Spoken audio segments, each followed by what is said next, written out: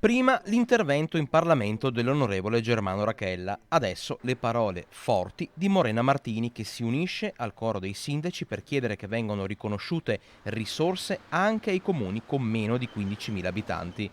Una questione spinosa con il governo che ha deciso di destinare gli 8,5 miliardi di euro a disposizione per il triennio 2021-2023 solo ai comuni al di sopra di 15.000 abitanti. Io non posso che essere arrabbiata per questa decisione governativa. Di fatto, tutti i comuni sotto i 15.000 abitanti, che sono tantissimi, che sono quasi il 90% dei comuni d'Italia, si trovano esclusi fino al 2034 dalla possibilità di avere accesso a questi fondi.